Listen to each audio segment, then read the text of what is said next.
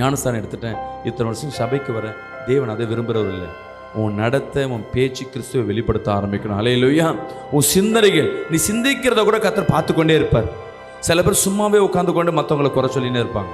உனக்குன்னு கொடுக்கப்பட்ட உன் பிள்ளை, உனக்குன்னு கொடுக்கப்பட்ட உன் கணவன், மனைவி, உன் குடும்பம், இவங்களை நீங்கள் தான் வளர்க்கணும். விசுவாசிக்கிறாமேன்னு சொல்லுவோமே, பிள்ளையை பெற்று போட்டாச்சு, உன் பிள்ளைக்கு யார் ஃபீஸ் கட்டணும்? நீங்கள் தான். எனக்கு வருமானம் இல்லையே. கர்த்தர் இடத்துல நீ உண்மையா இருந்தா கர்த்தர் உன்னை ஃபீஸ் கட்ட கொடுப்பார். யாரோ ஒருத்தர் உதவியில உன் குடும்பத்தை நடத்துறதுன்னா அது தேவ ஆசீர்வாதம் அல்ல, தேவ சித்தமும் அல்ல. விசுவாசிக்கிறாமேன்னு சொல்லுவோமே. தேவன் அவர் பிள்ளைகளை ராஜாவா தான் வைத்திருக்கிறார். விசுவாசிக்கிறாமேன்னு சொல்லுவோமே. முத்திரை மோதிரமா தான் வைத்திருக்கிறார். அதிகாரம் கொடுக்கிற லெவலில் தான் கர்த்தர் வைத்திருக்கார். ஆரம்பம் வேணா எப்படி இருக்கலாம், ஒன்றும் இல்லாம இருக்கலாம், ஆனா முடிவு, ஆனா நீ ஆரம்பத்துல எப்படி இருக்கிற, நீ வறுமையில இருக்கும் பொழுதும் சிந்தனை என்ன இருக்கணும், மற்றவங்களுக்கு நான் கொடுக்கணும். விசுவாசிக்கிறாமேன்னு சொல்லுவோமே. எனக்கு ஒரு வாய்ப்பு கிடைக்கட்டும், நான் உதவி செய்கிறேன்.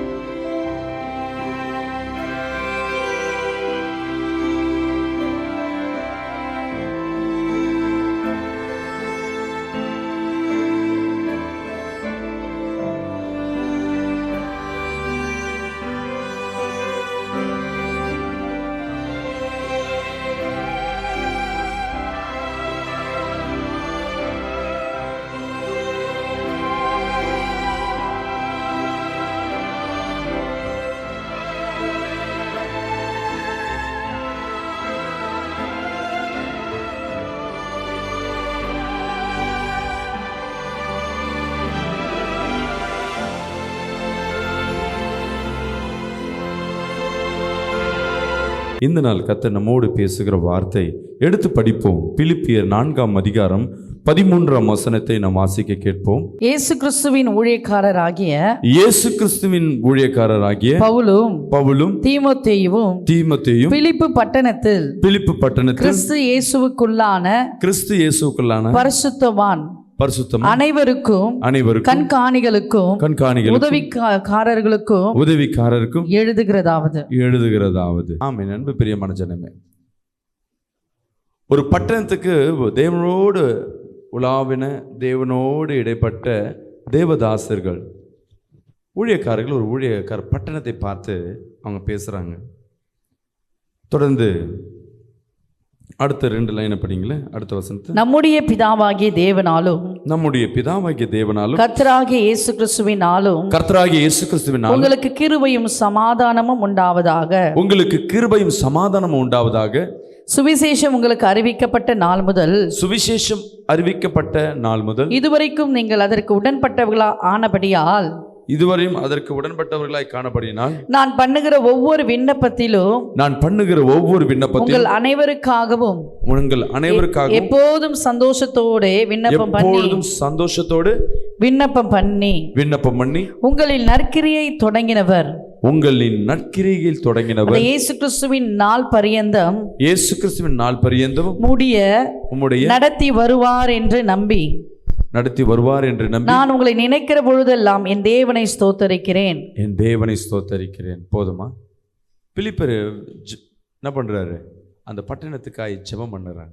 சரி, சீஷர்கள், இன்னைக்கு நம்ம மற்றவர்களுக்காய் நம்ம ஜெபம் பண்ணுகிறோமா? தேவனை சார்ந்து வந்திருக்கிற என் அன்பு சகோதரனே, சகோதரி, அநேக நாட்கள் நம்ம வாழ்க்கையில் மற்றவர்களுக்காய் ஜெபம் பண்ணுறதில்ல. ஒரு சகோதரி ஒரு ஊழியத்தில், எங்கள் ஊழியத்தில் இருக்காங்க.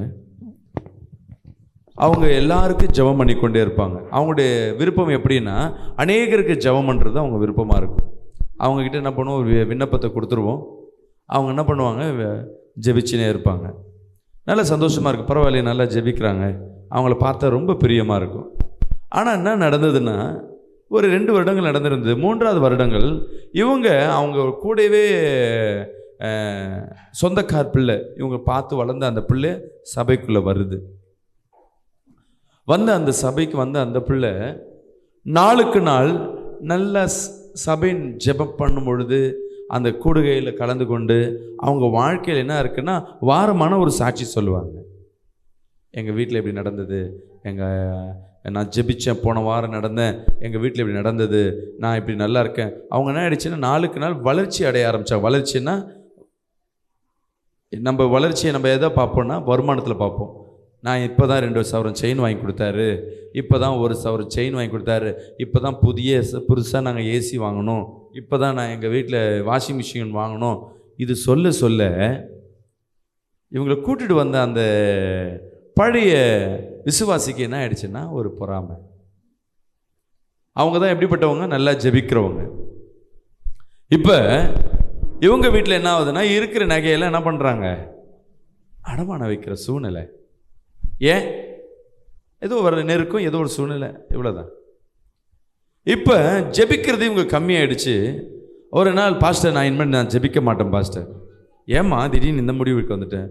நான் பாஸ்டர் நான் ஜெபிக்கிறேன், என் வீட்டில் ஒரு நடக்க மாட்டுது, அவள் வீட்டில் மட்டும் நான் எனக்கு செயின் வேணும்னு கேட்டால் கத்தர் எனக்கு போடாமல் அவளுக்கு போடுறாரு. ஆனால் திருப்பி என்ன பண்ணுவேன், விண்ணப்பத்தை அவங்களுக்கு கொடுத்தேன்னா மணிக்கணக்காக உட்காந்து ஜெபம் பண்ணுவாங்க, யாருக்கு கொடுத்தாலும் ஜெபம் பண்ணுவாங்க. ஆனால் ஜெபிச்ச முடித்த பிறகு ஒரு பொறாமையோடு இருப்பாங்க. நான் கேட்குற கத்தர் இந்த ஜெபத்தை கேட்பாரா? நான் 100 பேருக்கு ஜெபம் பண்ணிட்டேன், சபையில் எல்லாருக்கும் நான் ஜெபம் பண்ணுறேன், என் பிள்ளைக்காய் நான் ஜெபம் பண்ணுறேன், என் சகோதரனுக்காய் ஜெபம் பண்ணுறேன். இது நிறைய பேர் பெருமையாக சொல்லுவாங்க, நான் உனக்காக தான் ஜெபம் பண்ணுறேன். நீ ஜெபம் பண்ணுறது அங்கே அவர்களை வாழ்த்தும்படியாக. இங்கே சீஷர்கள் சொல்கிறாங்க, கிருபையும் சமாதானமும் உண்டாவதாக. அல்லேலூயா. எடுத்து படிங்க. அதே 2ஆம் அதிகாரம் பவுல் எழுதின பிலிப்பியர் 2ஆம் அதிகாரம் 5-6 வசனத்தை நாம் வாசிப்போம். கிறிஸ்து இயேசுவில் இருந்த சிந்தையே உங்களிலும் இருக்க கடவது. விசுவாசிக்கிறாமே சொல்லுவோமே. இங்கே சீஷர்கள் அவரோடு வாழும் பொழுது எப்படி இருந்தாங்கன்னு தெரியல. தனித்தானே நேசிச்சாங்க, ஆபத்து வரும்னு பயந்தாங்க.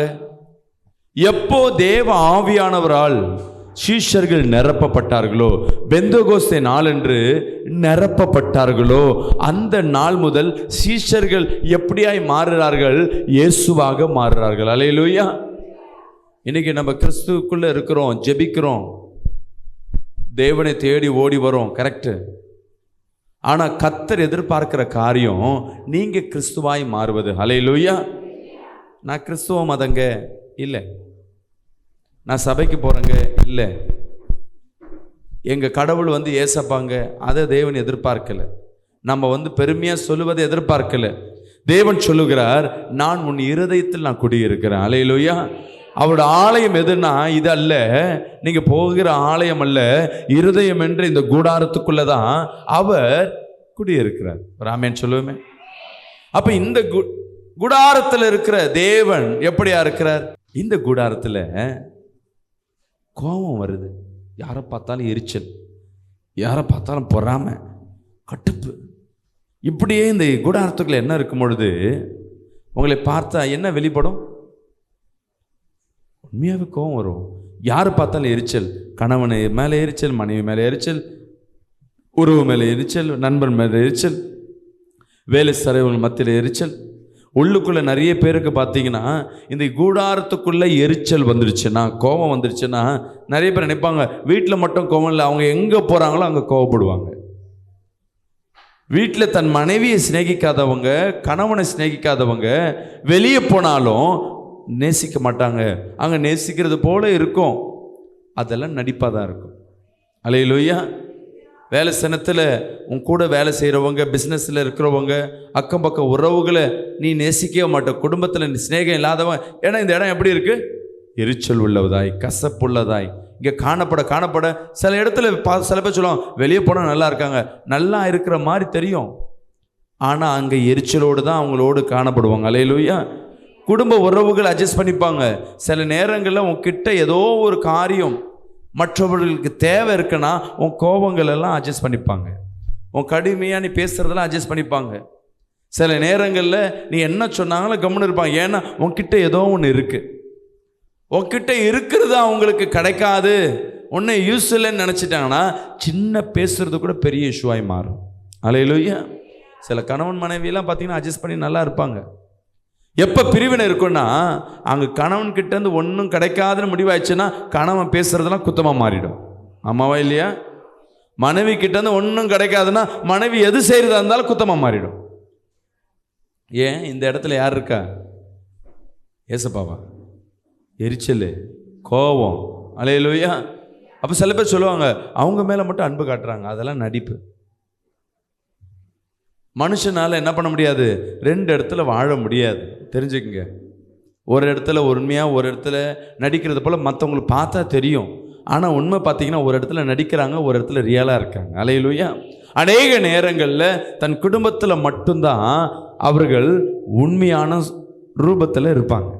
அதனால தான் தேவன் சொல்லுவார், சில ஊழியக்காரர்கள் பேசுகிறது, ட்ரெஸ் எல்லாம் இந்த மாதிரி நல்லா போட்டிருந்தா இவர் நல்ல ஊழியக்காரர்கள் நினச்சிட்டு ஃபாலோ பண்ணுவாங்க. இப்போ நாங்கள் பேசுகிறத பார்த்து, நாங்கள் ஜெபிக்கிறத பார்த்துட்டு என்ன பண்ணுவீங்க? எங்களை கடவுளாக பார்த்துட்டு பின்தொடர ஆரம்பிப்பாங்க. அதனால் கர்த்தர் சொல்லுகிறாரு, அவர்களை பார்த்து என்ன பண்ணாத, ஏமாறாதீங்க. அவர்கள் கனிகளை பார்த்து என்ன பண்ணுங்க? அவரை ஃபாலோ பண்ணுங்க, அவங்கள பின்தொடருங்க. அவங்க கனினா என்ன? வீட்டில் பழகிற பழக்கம். அல்லேலூயா. விசுவாசிக்கிறாமேன்னு சொல்லுவோமே. தன் சொந்த குடும்பத்தையும் சிநேகிக்கல, தன் சொந்த குடும்பத்திலே வழி நடத்தாதவங்க மற்றவர்களுக்கு ஆலோசனை கொடுக்கறது எப்படி கரெக்டாக இருக்கும்? அல்லேலூயா. அப்போ தான் தேவன் சொல்கிறார், நம்மளுக்கு தேவன் எல்லாத்தையும் சொல்லி கொடுக்குறாரு, எப்படி நம்ம நடக்கணும், எப்படி வாழணும்னு. ஆமேன். அல்லேலூயா. ஆமேன். அன்பு பிரியமான ஜனமே, இந்த இருதயத்தில் நீ எதை வைக்கிறியோ அதுவாகவே மாறுகிற. அல்லேலூயா. சில நேரத்தில் இந்த இருதயத்தை சிரிப்பாகவே இருந்துச்சு பாரு, சந்தோஷமாக இருக்கணும். ஒன்று தேவையானது அன்றைக்கி கிடச்சிருச்சுன்னு வச்சுக்கிங்களேன். ஏதோ நினச்சில காத்திருந்த வேலை ரொம்ப நாளாக வெயிட் பண்ணியிருந்தால் அந்த வேலை கிடச்சிடுச்சு, பணம் வர வேண்டியது கிடச்சிடுச்சு, இல்லை உன் உறவுகள் மத்தியில் ஏதோ சந்தோஷமான நிகழ்ச்சி நடக்கும்போது இருதயம் முழுவதும் எப்படி இருக்கும்? மகிழ்ச்சியாக இருக்கும். நீ பேசுகிற இடமும் மகிழ்ச்சியாக இருக்கும், நீ இருக்கிற இடமும் மகிழ்ச்சியாக இருக்கும், உன்னை பார்க்குறவங்களும் மகிழ்ச்சியாக இருப்பாங்க. என் பிள்ளைங்க அடிக்கடி என்ன பண்ணுவாங்க, நான் கோபத்தில் இருப்பேன், என் பையனும் பொண்ணும் டிஸ்கஸ் பண்ணிப்பாங்க, அப்பா இப்போ நல்ல மூடில் இருக்காரா இல்லையா. சிரிக்கிறாருன்னா ஏதாவது வந்து சொல்லுவாங்க, தேவையை கேட்பாங்க. நான் சிரிக்காமல் கடுகடுன்னு இருக்கிறேன்னா என்கிட்ட என்ன பண்ண மாட்டாங்க, என் பக்கத்துலேயே வர மாட்டாங்க. ஏதோ வந்தாலும் அம்மாட்ட சொல்லுவாங்க, அம்மா அப்பா டென்ஷனாக இருக்கார், இந்த டைம் நான் ஏதாவது சொன்னேன்னா டென்ஷன் ஆகிடுவார். ஏன்? இருதயத்தில் இப்போ எனக்கு எப்போ சந்தோஷம் இருக்குன்னா, ஏதோ என் தேவைகளோ இல்லை எனக்கு விருப்பமான காரியங்கள் ஒன்று நடந்துட்டு இருக்குன்னா நான் இருதயத்தில் என்னத்தை எடுத்துகிட்டு வந்து வைப்பேன்? சந்தோஷத்தை வைப்பேன். சந்தோஷம் இருதயத்தில் இருந்தால் போகிற இடமெல்லாம் சந்தோஷமாக மாறும். அல்லேலூயா. இந்த இருதயத்தில் திருட்டுத்தனம் வச்சுருந்தேன்னா எப்படி இருக்கும்? பொய் சொல்லணும், ஒரு குடும்பத்தை கெடுக்கணும், இல்லை ஏமாற்றணும் அப்படின்னு என் இருதயத்தில் இங்கே நான் திருட்டுத்தனத்தை வச்சிருக்கிறேன்னா நினச்சிட்டேன்னா போதும், என் செயல்பாடுகள் எல்லாமே திருட்டுத்தனமாக தான் மாறும். அல்லேலூயா. பொய் சொல்கிறதா இருக்கும், ஒருத்தரை ஏமாத்துறதா இருக்கும், துணிகரமாக சில காரியங்களை செய்வோம். உண்மை தானே? அப்போது இந்த இருதயம்தான் முக்கியமான பார்ட்டு. விசுவாசிக்கிறாமேன்னு சொல்லுவேன். அல்லேலூயா. இந்த இருதயமும் இந்த மூளையும் ஒரு மனமாய் செயல்படும் பொழுது தான் ஒரு மனிதனை என்ன பண்ணுவோம்? விசேஷ மனிதனாய் மாற்றோம். விசுவாசிக்கிறாமேன்னு சொல்லுவேன். அல்லேலூயா. இந்த இருதயத்துக்குள்ள நீ என்னவாய் வைத்திருக்கிற? இயேசுவை ஏற்றுக்கொள்ளுகிற என் அன்பு ஜனமே, நம்ம அநேக நேரம் கவலையை வச்சிருந்தீங்கன்னா, கவலையோடு இருக்கன்னா நீ பார்க்கறது பேசுறது எல்லாமே கவலையாக தான் மாறும். நம்பிச்சிங்க. சூழ்நிலையெல்லாம் கவலை போல தான் நடந்திருக்கும். கவனிங்க, சூழ்நிலை எப்படி தான் இருந்திருக்கும்? கவலைக்கு உண்டான காரியம் தான் நடந்திருக்கும். ஒரு இழப்புகள் இருக்கும், ஒரு தோல்வி இருக்கும், இல்லை ஏமாற்றுதல் இருக்கும். இதெல்லாம் சூழ்நிலை. இவைகள் உன் இருதயத்தை சேதப்படுத்தாது, உன் வாழ்க்கையை ஒன்றும் மாற்றாது. இந்த கவலைகள் உன் இருதயத்துக்கு வரும்பொழுதுதான் உன் செயல்பாடுகளும் கவலையாய் மாறும். அல்லேலூயா. விசுவாசிக்கலாமேன்னு சொல்லுவோமே. அதனால தேவன் என்ன பண்றாரு? ஒரு மனிதன் என்ன பண்ணார்? தலையை முகத்தை எல்லாத்திலையும் குடியிருத்த பார்த்தாரு, முடியல. கடைசியா உன் இருதயத்தில் நான் குடியிருக்கிற. விசுவாசிக்கலாமேன்னு சொல்லுவோமே. உன் இருதயத்தில் சாவு இடம்தான். நீ துக்கம் வேணுமோ சந்தோஷம் வேணுமோன்றது நீங்க டிசைட் பண்ணும். அல்லேலூயா. விசுவாசிக்கலாமேன்னு சொல்லுவோமே. உன் வீடு முழுவதும் கடனாக தான் இருக்கும். உன்னை சுற்றி இருக்கிறவங்க வேலை இல்லாமல் தான் இருப்பாங்க. உன்னை சுற்றி இருக்கிறவங்க வருமானம் இல்லாமல் இருப்பாங்க. உன்னை சுற்றி இருக்கிறவங்களுக்கு காற்று இல்லாமல் இருக்கலாம், வெயில் வாதனையில் இருக்கலாம். உன்னை சுற்றி இருக்கிறவங்க பிரச்சனையோட மத்தியில் தான் இருக்கலாம். அநேகருக்கு வருமான பிரச்சனையாக இருக்கலாம். அநேக குடும்பங்களில் சமாதானம் இழந்து போயிருக்கலாம். உன் குடும்பத்தில் கூட நடந்திருக்கலாம். ஆனால் நீ எடுக்கிற முடிவு தான் அன்னைக்கு உன் இருதயத்தில் நீ எதை கொண்டு வரையோ அதுவாகவே மாறு. அல்லேலூயா. அந்த பிரச்சனை எனக்கு தான் சொல்லிட்டு நீ துக்கப்பட்டினா உன்னை சார்ந்து உன்னை பார்க்கிறவர்களும் துக்கப்படுவார்கள். இந்த இருதயத்தில் நீ எதை கொண்டு வர. ஆனால் நான் சொல்கிறேன், நீ சாவில் போய் சிரிச்சு கொண்டு இரு நான் சொல்லலை. ஒரு எக்ஸாம்பிள் தான் சொல்கிறேன். கடன் பிரச்சனை இருக்குது, இன்னும் வேலையும் இல்லை, என்ன செய்யுது? குடும்பத்தில் பிரிவினை, நான் என்ன செய்யுது? இதுதான் உண்மைதான் சூழ்நிலை. அந்த சூழ்நிலை தான் நீ இருப்ப. ஆனால் அந்த சூழ்நிலையில் உனக்குள்ள தேவன் இருக்கிறார்னா அந்த சூழ்நிலை மாறி போகும். ஹல்லேலூயா. அந்த சூழ்நிலையை உன் இருதயத்தை கொண்டு வராத, அந்த வியாதியை உன் இருதயத்தில் கொண்டு வராத. யாரோ உன்னை திட்டுறாங்கன்னா அந்த வார்த்தையை உனக்குள்ள கொண்டு வராத. ஹல்லேலூயா. அவங்க திட்டிட்டு போட்டோம், நான் என்ன செய்யணும்? அவங்க என்ன வெறுக்கிறாங்க, பரவாயில்லை, நான் என்ன செய்யணும்? சில நேரங்களில் உன் ஓட்டத்தை ஓடிக்கொண்டே இருப்ப. திடீர்னு கணவனை திட்டுவார், அன்னைக்கு செய்கிற வேலையை நிறுத்திடுவீங்க. மனைவி திட்டுவாங்க, அன்றைக்கி செய்கிற வேலையை நிறுத்திடுவேன். ஏன்னா அந்த கோவம் உனக்குள்ள, ஏம்மா அவர் ரொம்ப திட்டாருங்க, என்னால் முடியல, அந்த துக்கத்திலே இருக்க. துக்கத்திலே இருக்கிறதுக்காக திட்டல. யார் என்ன திட்டினாலும் சரி, யார் என்ன உன்னை தள்ளி வச்சாலும் சரி, உன் இருதயத்தில் அதை கொண்டு வந்தாதான் அது உனக்கு தடையாய் போய் வரும். ஹல்லேலூயா. இன்னைக்கு கர்த்தர் பவுல் சொல்லுகிறார், மீண்டும் அந்த வசனத்தை படிங்க. கிறிஸ்து இயேசுவில் இருந்த சிந்தையே, கிறிஸ்து இயேசுவில் இருக்கிற சிந்தையே உங்களிலும் இருக்க கடவது. ஹல்லேலூயா. ஏன் இயேசு கிறிஸ்து உனக்குள்ள இருக்கிறார். இங்க ஃபர்ஸ்ட் காரியம் பேசுனேன். என்ன காரியம்னா, ஃபர்ஸ்ட் தேவன் என்ன பண்றாரு? சீஷர்கள் மற்றவர்களுக்காக ஜெபிக்கிறாங்க, சந்தோஷத்தோடு ஜெபிக்கிறாங்க, சந்தோஷத்தோடு அவர்கள் என்ன பண்றாங்க? அரவணைக்கிறார்கள். யாரு இவர்களை ஏற்றுக்கொண்டாலும் ஏற்றுக்கொள்ளாவிட்டாலும் அவர்களுக்காய் மனப்பூர்வமாய் ஜெபிக்கிறாங்க. நான் ஏற்கனவே சொல்ல, எங்கள் சபையில் ஒரு சம்பவம் நடந்ததுன்னு. அவங்களுக்கு என்னன்னா, என் வாழ்க்கையில் நன்மை நடந்தா மற்றவங்க வாழ்க்கையிலும், சில பேர் சொல்லுவாங்க, ஏமா ஊழியம் பண்ணுறதில்ல? எனக்கே குழந்தை இல்லை பாஸ்டர், எனக்கே கல்யாணம் ஆகலை பாஸ்டர், நான் போய் என்ன ஜெபம் பண்ணுறது? ஹல்லேலூயா. உனக்கு வாழ்க்கை, உங்கள் வாழ்க்கை எப்படி இருக்க முக்கியம் இல்லை, நீ என்ன நினைக்கிற, உனக்குள்ளே இருக்கிறவர் யார் என்று நீ என்ன செயல்படுகிறாயோ அதற்கேற்ற பலனை கர்த்தர் கொடுக்க வல்லவராக இருக்கிறார். ஹல்லேலூயா. யோபு பலவீனத்தில் இருந்தாங்க, பிள்ளை போயிட்டான், சொத்து போயிடுச்சு, மான மரியாதை போயிடுச்சு, கௌரவம் போயிடுச்சு, சரீரத்தின் பலன் போயிடுச்சு, ஜீவன் மட்டும்தான் கொஞ்சம் என்ன இருக்கு, இப்பயும் அப்பயும் இருக்கு. அப்பயும் தன் சிநேகிதனுக்காய் அவன் விண்ணப்பம் பண்ணும் பொழுது, ஹல்லேலூயா, தேவன் சொல்லுகிறார், உன் நண்பனுக்கு என்ன பண்ண போறேன், தண்டிக்க போறேன்னு அவன் நண்பனுக்காக தேவனிடத்துல முறையிடுறான், என் நண்பனை எதுவும் செய்யாதீங்க. ஹல்லேலூயா. அப்போ என் வாழ்க்கை எப்படி இருக்கு, என் நண்பன் எப்படி போனா என்ன போனான்னு யோசிக்கலையே. அந்த ஜெபந்தான் யோபு வாழ்க்கையும் விடுதலையாக்கப்பட்டது. இழந்தவைகளை ரெட்டிப்பாய் பெற்றுக்கொண்டார். கரங்களை தட்டி ஒரு ஆமென் சொல்லுவோமே. ஹல்லேலூயா. அதை சீஷர்கள் சொல்லுகிறாங்க. அதற்கு முன்பாக வரையும் தனக்காய் வாழ்ந்தவங்க எப்போ தேவ ஆவியான வல்லமை பெற்றுக்கொண்டார்களோ, பெந்தெகோஸ்தே நாள் என்று அவர்கள் நிரப்பப்பட்டார்களோ, இப்ப அவர்கள் கிறிஸ்துவாவே மாறுறாங்க. ஹல்லேலூயா.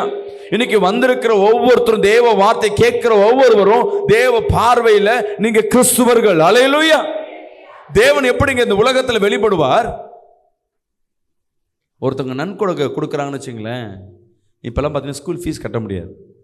ஃபீஸ் கட்ட முடியாமல் அங்கே ஸ்கூல் வாசலில் போய் நின்றுக்கிட்டு, அப்போ பிள்ளைய முகத்தை பார்த்துக்கிட்டே நொந்து கொண்டே இருக்கிற மத்தியில், கவனிங்க, இந்த சூழ்நிலையில்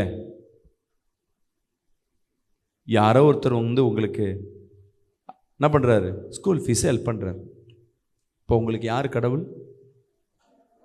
அவங்க தான் கடவுள். உண்மை தானே? அப்போது இயேசுவை யார் வெளிப்படுவார்? இயேசுவை மேலே கூரையை பிடிச்சி கொட்டுவாரா? இல்லை. கர்த்தர் ஒவ்வொருத்தர் இங்கே வந்திருக்க ஒவ்வொருத்தருங்கள கிறிஸ்துவாய் மாறுறீங்க. ஹல்லேலூயா. ஒருத்தர் துக்கத்தில் இருக்காங்க, இயேசுவை ஸ்ட்ரைட்டாக விசாரிப்பாரா? ஓ மூலமாக தான் விசாரிப்பார். ஹல்லேலூயா. நீங்கள் விசாரிக்கும் பொழுது தேவனே உங்கள்கிட்ட விசாரிச்சது போல இருக்கும். ஹல்லேலூயா. ஒரு ஹல்லேலூயா சொல்லுவோமே. தேவனே விசாரிச்சது போல இருக்கும். நான் வியாதியில் இருந்தேன், என்னை ஹாஸ்பிட்டல் கொண்டு போக யாருமே இல்லை. நம்ம நினைப்போம், நான் தேவனா இருந்தால் நான் ஜெபம் பண்ணா அங்கே ஹீல் ஆகுமேன்னு. நீ ஹீல் ஆகும் போ. ரெண்டாவது காரியம், முதல்ல அவங்கள ஹாஸ்பிட்டல் கொண்டு போங்க. அவங்கள என்ன பண்ணுங்க? விசாரிங்க. அவங்க குடும்பத்தில் சில பேர் என்ன பண்ணுவாங்க, குடும்பத்தில் பிரச்சனையாக இருக்கா, அந்த குடும்ப பிரச்சனையில் மட்டும் என்ன பண்ணக்கூடாது, நம்ம போய் தலையிடக்கூடாது, நம்ம பேசிப்போம். ஏன் சொல்லுங்க?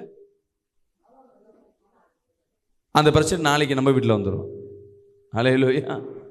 யார் பிரச்சனையா சரி, மெனக்கட்டு போய் அந்த குடும்பத்தின் பிரிவுகளை இருக்கிற இடத்துல ஆலோசனை சொல்லி, கர்த்தருடைய வசனத்தை சொல்லி அன்னைக்கு சொல்லி பாருங்களேன், அந்த குடும்பம் சேரும் பொழுது நீங்கள் அவர்களுக்கு இயேசுவாய் காணப்படுவீர்கள். ஹல்லேலூயா.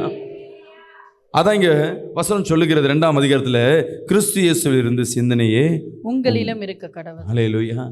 தேவ சிந்தனை தான் உங்களுக்குள்ள இருக்கணும். அப்பதான் நீங்க கிறிஸ்துவாய் வெளிப்பட ஆரம்பிப்பீங்க. விசுவாசிக்காம சொல்லுவேமே, எப்போ நீ கிறிஸ்துவாய் மாறப்பட ஆரம்பிப்ப, உன் சுயங்கள் மாறினா ஆவில நீங்க நிரப்பப்படும் பொழுது, நீங்க ஜெபிக்கும் பொழுது, தேவனோடு நீங்க உலாவும் பொழுது, நீங்க ஆவில நிரம்பி ஜெபிக்க ஜெபிக்க ஜெபிக்க ஜெபிக்க துதிக்க துதிக்க நீங்க கிறிஸ்துவாய் மாறுறீங்க. ஒரு கரங்களை தட்டி ஒரு ஆமென் சொல்லுவோமே. ஹல்லேலூயா. நீங்க ஆவில நிரம்பி ஜெபிக்கும் பொழுது, இங்க அதே சீஷர்கள் இயேசுவோடு இருக்கும் பொழுது அவர்கள் இயேசுவாய் மாறல. இயேசு கூட இருக்கும் பொழுதே மறுதளிக்கிறாங்க. அதுல 12 பேர்ல ஒருத்தன் இயேசுவே காட்டி கொடுக்குறான். அது 12 பேர்ல ஒருத்தர் இயேசு சீடர்களை என்ன பண்றாங்க, இயேசுவை பிடிக்கும் பொழுது அந்த காவலாளின் காதுகளை வெட்டுறாங்க, சண்டை போடுறாங்க. இதே மனிதர்கள் இயேசு மரித்த பிறகு அவர்களுக்குள்ள இயேசு வெளியே இருக்கிறார். இயேசு கிறிஸ்து வெளியே இருக்கிறவரை அந்த மதிப்பு தெரியல. இயேசு கிறிஸ்து இப்போ உள்ள என்றார். இயேசு சீஷர்கள் 12 பேரும் கூட போகும்போது சுவிசேஷம் பண்ணும் பொழுது இப்போ இயேசு தனியாக இருக்கிறாரு, இவங்க தனியாக இருக்கிறாங்க. ஆனால் இயேசு அவர்களுக்குள்ள வாசம் செய்யலை. வார்த்தை என்ன பண்ணப்படல, உள்ள பர்மனெண்ட்டாக உள்ள போகல. மரித்த பிறகு பரிசுத்த ஆவியானவர்னால் அந்த வார்த்தை உள்ள போக ஆரம்பிக்கிறது. விசுவாசிக்கிறாமேன்னு சொல்லுவேமே. இப்போ இவங்க குடும்ப சிந்தனை இல்லை, பிரச்சனை சிந்தனை இல்லை, இவங்களுக்கு வருமான பிரச்சனைலாம் இருக்குது, இதெல்லாம் பற்றி கவலைப்படலை, பிள்ளைங்க பற்றிலாம் கவலைப்படலை. ஏன்னா இவர்கள் கிறிஸ்துவாக மாறுறாங்க. விசுவாசிக்கிறாமேன்னு சொல்லுவேமே. எடுத்து படிங்களா 5ஆம் வசனத்தை, 5-6 படிங்க. கிறிஸ்து இயேசுவில் இருந்த சிந்தையே உங்களிலும் இருக்க கடவது. அவர் தேவனுடைய ரூபமாய் இருந்தும், அவர் தேவனுடைய ரூபமாய் இருந்தும் தேவனுக்கு சமமாய் இருப்பதை கொள்ளையாடின பொருளாக எண்ணாமல் தம்மை தாமே வெறுமையாக்கி அடிமையின் ரூபம் எடுத்து மனுஷ சாயலானார். இயேசு கிறிஸ்து பாருங்களேன், அவருக்கு வல்லமை இருக்கு. பிதாவின் குமாரன், அவர் தான் இந்த உலகத்தை சிருஷ்டித்தார். இன்னைக்கு பிதா சொல்ற அந்த வார்த்தை கீழ்பட்டு மனித ரூபம் எடுக்கிறார். இந்த மனித ரூபம் எடுத்தாவே பாவத்தை சங்கரிக்கணும், பசி எடுக்கும். ஒருத்தங்க திட்டினா, காரி துப்புனா இது பாவம் அசிங்கன்னு தெரிய ஆரம்பிக்கும். இயேசு கிறிஸ்து இவ்வளோத்தையும் என்ன பண்ணுறாரு யோசிச்சு பாருங்களேன். எந்த இடத்துல ஒரு இடத்துல போகிறாரு, கும்பலாக இருக்குது, மரித்தோரை உயிர்ப்பிக்கிறாரு. அந்த ஜனங்கள் முழுவதும் இவர் பின்தொடர ஆரம்பிக்கிறாங்க. இவர் தொடமாட்டாரான்னு ஒருத்தரை போய் தொடரார், குஷ்டரோகி சுகமாகிறது. இவர் பின்னாடி ஒரு கூட்டம் வருது. இவர் பெரிய மகான் போல. அவர் போகிற இடம்லாம் என்ன பண்ணுறாங்க, மலர் விழ வைக்கிறாங்க. அவரை என்ன பண்ணுறாங்க, சிவப்பு கம்பளம் வச்சு அவரை வரவேற்கிறாங்க. அவர் எங்கள் வீட்டில் வாங்க சாப்பிட, எங்கள் வீட்டில் வாங்கன்னு அவரை எதிர்பார்க்குறாங்க. இப்படி கனமாக இருந்த தேவனை பிதா அவருக்கென்று ஒரு நேரம் கொடுக்கிறார், மரணத்துக்கு நேரம் ஒப்பு கொடுக்கிறார்.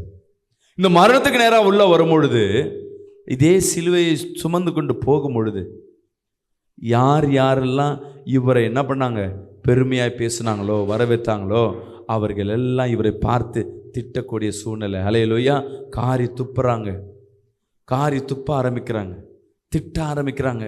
இவர் வசனம் சொல்லுதுமா, அரை நிர்வாணமாக இருந்தாரா. அவர் ட்ரெஸ் எல்லாம் கிழிக்கப்பட்டு,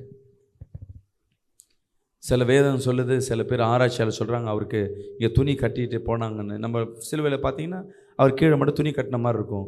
ஆனால் உண்மையில் பார்த்தீங்கன்னா துணி இல்லாத அந்த சிலுவை மரணம் எப்படின்னா நிர்வாணமாக தான் என்ன பண்ணுவாங்களாம், அங்கே போய் தொங்க விடுவாங்க. எவ்வளோ யோசிச்சு பாருங்கள். அது இந்த வாழ்க்கை நம்ம வாழ்ந்திருப்போமா? ஏன் இதை ஏற்றுக்கொண்டாருன்னா, என் பிள்ளைகளை மீட்டெடுப்பதற்காய். நம்ம சின்ன அசிங்கம், சின்ன அவமானம் வீட்டில் ஒரு ஏற்பட்டால், நம்ம குடும்பத்திலேயோ வேலை ஸ்தலத்திலேயோ இல்லை தெருக்கல்லையோ இல்லை ஊழியத்திலையோ சின்ன அவமானப்பட்டாவே நம்ம நொந்து போயிடுறோம். சில பேர் சொல்லுவாங்க, என்ன மாதிரி யாரும் கஷ்டப்பட மாட்டாங்க, என்ன மாதிரி யாரும் வேதனைப்பட மாட்டாங்க. நம்மளை காட்டிலும் என் தேவனாகிய கர்த்தர் அதிகமாய் பாடுகளை அனுபவித்திருக்கிறார். ஹல்லேலூயா. நல்ல கரங்களை தெரிய வராமேன்னு சொல்லுவோமே. அதிக பாடுகளை. ஐயோ நம்ம அவமானப்படுவோம். இல்லை, உன்னை காட்டிலும் என் தேவன் அதிகமாய் பாடுகளை பட்டிருக்கிறார், அவமானப்பட்டிருக்கிறார். ஏன்? அவருக்குள்ள யார் இல்லை, அவர் இல்லை, தேவனாகிய பிதாவாகிய தேவன் உள்ள இருந்தார். இன்னைக்கு நீங்க உங்களுக்குள்ள நீங்க இருக்கீங்கன்னா, உங்க சிந்தனைகள் இருக்குன்னா நீங்க மட்டும்தான் வெளிப்படுவீங்க. உங்களுக்குள்ள தேவ சிந்தனை வெளிப்படும் பொழுது இந்த பாடுகள் எல்லாம் கொஞ்ச காலம். ஹல்லேலூயா. இந்த பிரச்சனை எல்லாம் கொஞ்ச காலம். இப்போ நம்ம வாழ்க்கை என்னவா மாறணும்னு சொல்கிறேன், கிறிஸ்து இயேசு சிந்தனையாக மாறணும். ஹல்லேலூயா. உங்களை யாராவது அவமானப்படுத்துகிறாங்க, இப்போ பைக்கில் போயினே இருக்கும். நேற்று ஒரு பிரதர் ஒரு சாட்சி கொடுத்தார், வேற ஏதோ ஒரு சாட்சி கொடுக்குறாங்க. என்னென்னா, இவங்களுக்கு குழந்தை இல்லை. இப்போ தான் குழந்தை வந்து ஒரு 3 வருஷம் கழிச்சு குழந்தை வயிற்றில் தங்குது. ஹாஸ்பிட்டலுக்கு ட்ரீட்மெண்ட்டுக்காக பைக்கில் போகிறாங்க. பைக்கில் போகும்பொழுது என்ன பண்ணிச்சுன்னா, எதிர்க்க வர ஒருத்தர் வந்து பைக்கில் வந்து தெரியாமல் வந்து இடிச்சிட்டாங்க. இடித்த உடனே கீழே விழுறாங்க.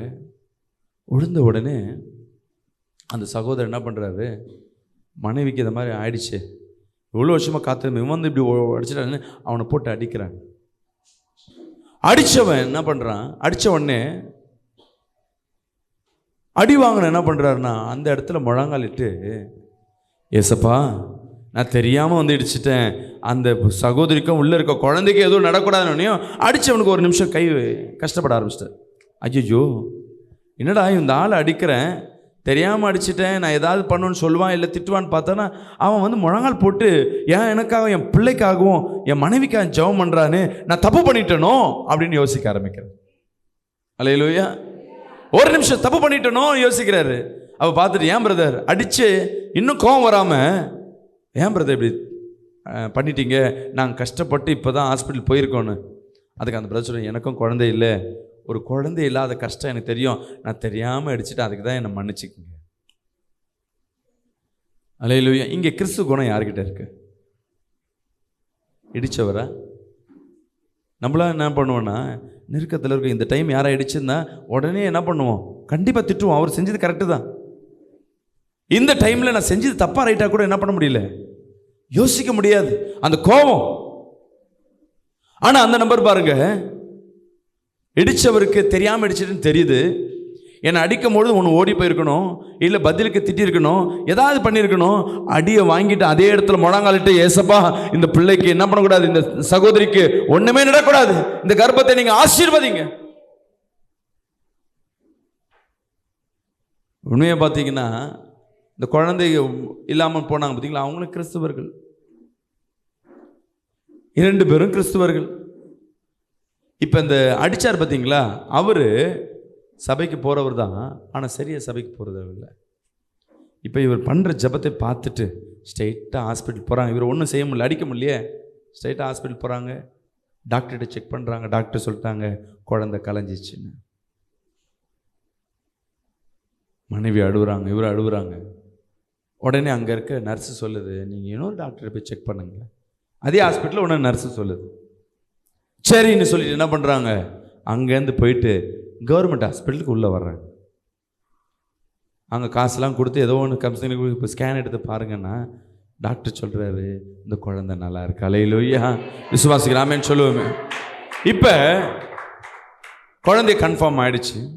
இப்போ அடித்தவருக்கு என்னென்னா, நான் அடித்து அந்த ஆளை எங்கே போய் தேடுறது, மன்னிப்பு கேட்க முடியாது, அடித்தாச்சு. யோசிச்சு பாருங்கள், இப்போ என்ன நடக்குது நான் சொல்ல விரும்புகிறேன்னா, இடித்தது தெரியாமல் நடக்கிறது தான். ஒருத்தங்க தப்பு நம்ம பண்ணிட்டோம், நம்மள மேலே பழி போடுறாங்க, அடிக்கிறாங்க, எதுவும் செய்கிறாங்க. இந்த இடத்துல நான் அவமானப்படுறேன், முதல்ல அசிங்கப்படுறேன், வேதனைப்படுறேன். இந்த இடத்துல வந்து நான் முழங்காலத்தில் நான் வீட்டில் கூட போய் ஜெபம் பண்ணியிருக்கலாம், இல்லை, அந்த இடத்துல அந்த சகோதரன் இயேசுவாய் வெளிப்பட ஆரம்பித்தார். அல்லேலூயா.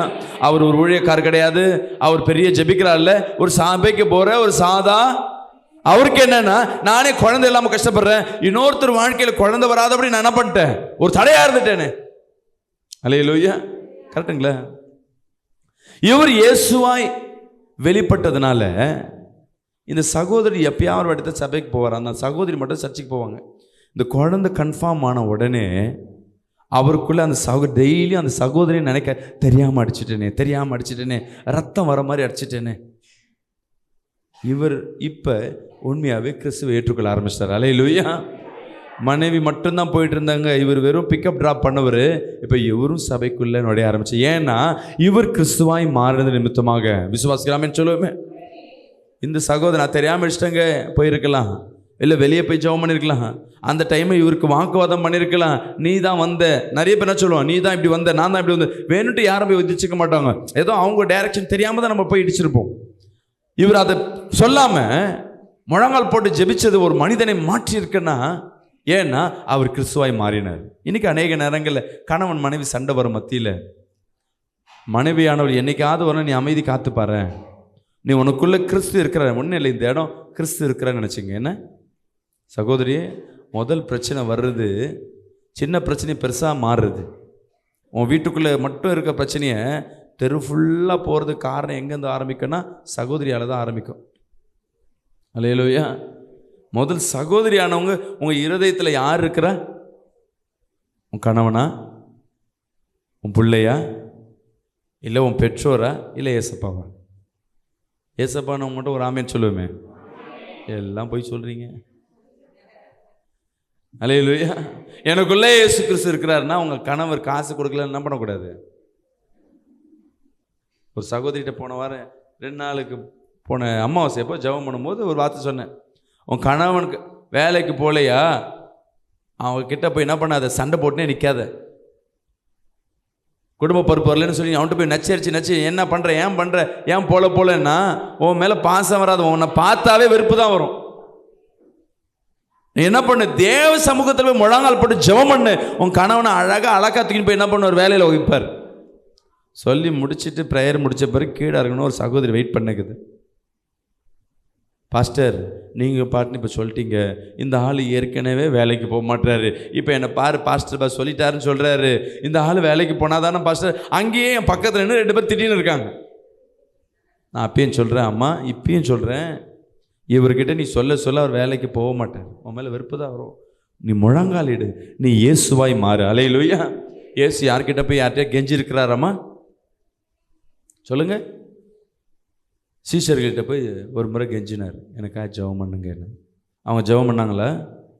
ஜெபம் பண்ணுறதுனால அவர் கம்முன்னு விட்டாரா? நீ ஜெபம் பண்ணல, நானும் கோச்சின்னு ஜெபம் பண்ண மாட்டேன். நீ ஜெபம் பண்ணாட போ, நான் முழங்கால் போட்டு ஜெபம் பண்ணுறேன். அல்லேலூயா.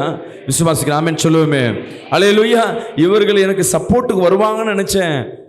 இந்த பிரச்சனையிலேருந்து எனக்கு ஜெபத்தில் உதவி செய்வாங்கன்னு பார்த்தேன். கூட இருந்து யாரும் எனக்கு உதவி செய்யலை. எல்லாம் ஓடி போய் உழையிறாங்க, எல்லாம் தூக்கத்துக்கு ஓடுறாங்க. பரவாயில்ல, பிரச்சனை எனக்கு, நான் ஜெபிக்கிறேன், கிறிஸ்து எனக்குள்ளே இருப்பார். அல்லேலூயா. அவர் மறுதளிச்சும் பொழுதும் அவர் கிறிஸ்துவாக தான் வெளிப்பட்டார். அல்லேலூயா. அவர் காரி துப்பும் பொழுதும் எனக்கு காரி துப்புறாங்க. பிதாவே நம்மள அது என்ன பண்ணுவான், நான் திட்டுறியா, திட்டு சான்ஸ் வரும், அப்போ பாரு நான் பண்ணுறேன் சொல்லுவான்ல. ஆனால் ஏசப்பா சிலுவையில் இருக்கும்பொழுது கீழே இருக்க 4-5 பேர் வந்து நக்கல் பண்ணுறாங்க. நீ கடவுளா, நீ பிதாவின் குமாரனா, உன்னை பிதாவின் குமாரன் என்ன பண்ண, நீயே உன்னையே விடுது வித்துக்கு பல்லு பாரு, இங்கே பார்த்து எங்களுக்கு முன்பாக தொங்கின்னு இருக்கியே, நீலாம் கடவுளா?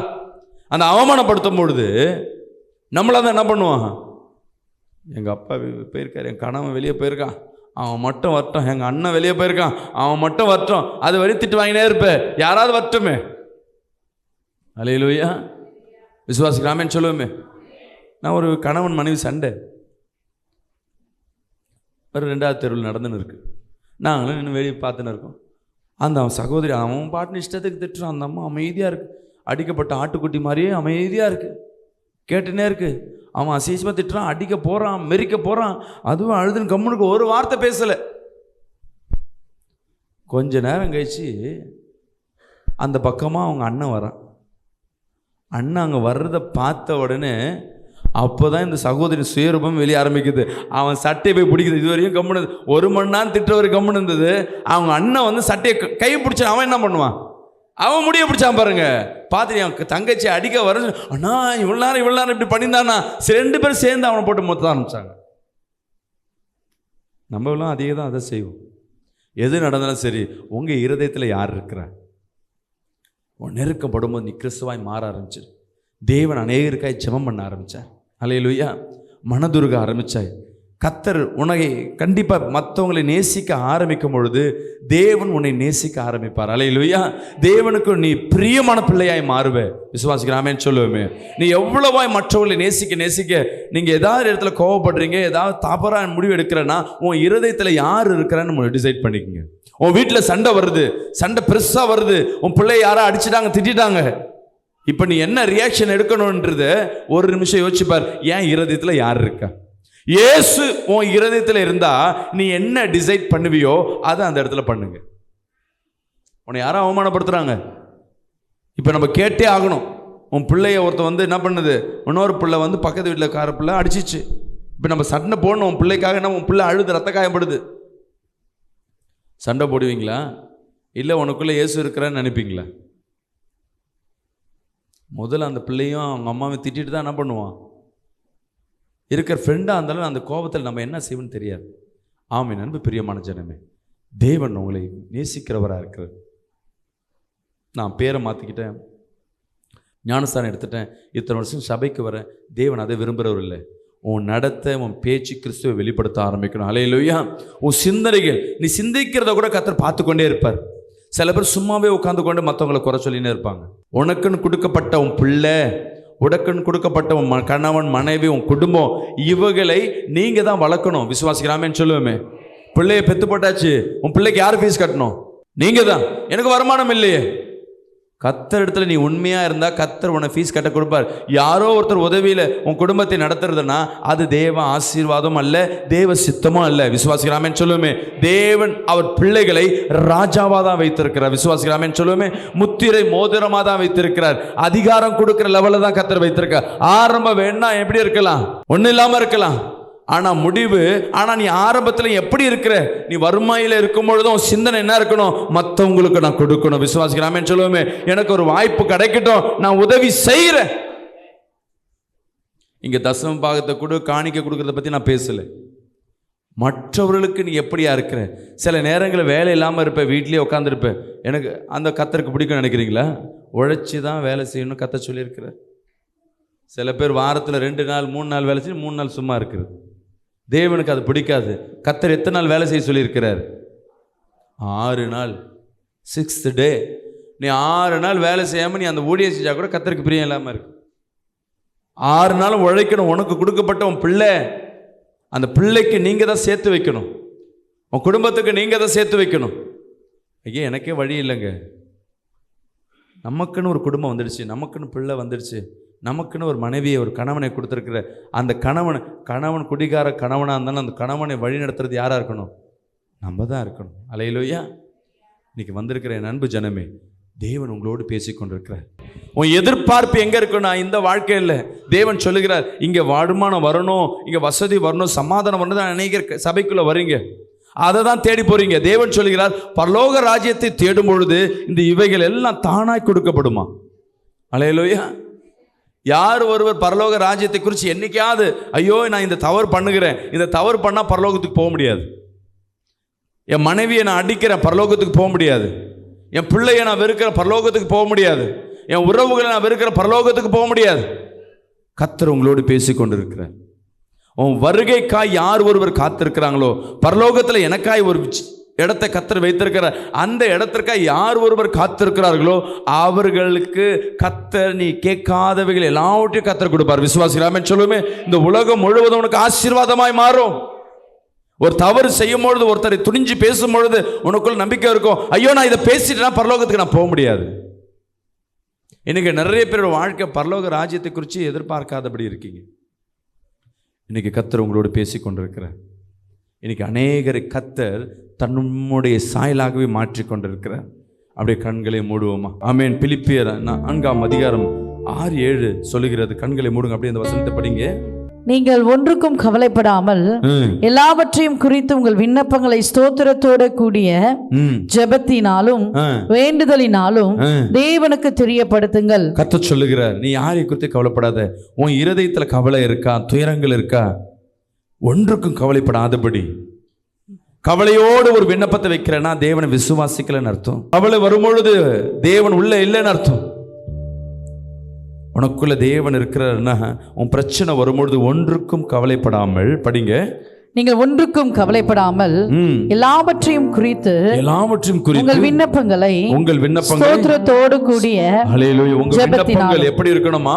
ஸ்தோத்திரத்தோடு கூடிய நன்றி சொல்லி, தேவன் ஏற்கனவே செய்த காரியங்களை நன்றி சொல்லி உங்க விண்ணப்பத்தை கர்த்தர் வைக்கும்படியாக கேட்கிறார். ஹல்லேலூயா, ஹல்லேலூயா.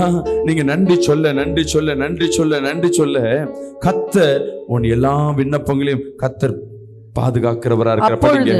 அப்பொழுது எல்லா புத்திக்கும் மேலான, எல்லாவற்றுக்கும் மேலாக தேவ சமாதானம் உங்கள் இருதயங்களையும் உங்கள் சிந்தைகளையும் கிறிஸ்து இயேசுவுக்குள்ளாக காத்துக்கொள்ளும். ஹல்லேலூயா. இப்ப எல்லா கண்களை மூடி உங்க வீட்டில் ஒரு சமாதானத்தை கர்த்தர் கொடுக்க விரும்புகிறார். அப்படி எழுந்து நின்று